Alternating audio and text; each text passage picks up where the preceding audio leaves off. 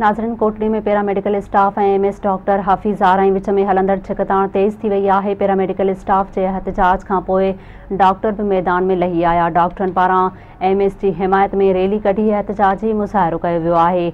इस्पताल जी मुख्य गेट अॻियां डॉक्टर असलम मुलाणो, रब नवाज़ शेख, आफ़ताब जमाली ऐं ॿियनि डॉक्टर हफ़ीज़ आराई ऐं ॿियनि जे अॻवानी में एहतजाजी मुज़ाहिरो करे एमएस जी हिमायत में नारेबाज़ी कई।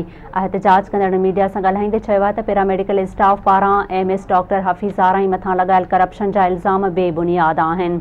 एमएस इस्पताल में बहितर कमु करे रहियो आहे, पर पैरामेडिकल जा अॻवाननि अजाई वावेला करे रहिया आहिनि।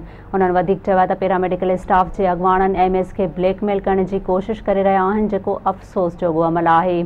हुननि चुता ॾींदे चयो आहे त जेकॾहिं पैरामेडिकल स्टाफ एमएस ते लॻायल इल्ज़ाम तराशी बंदि न कई त सॼी सिंध इस्पताल अंदरि मुकमल ओपीडी जो बाइकाट कयो वेंदो।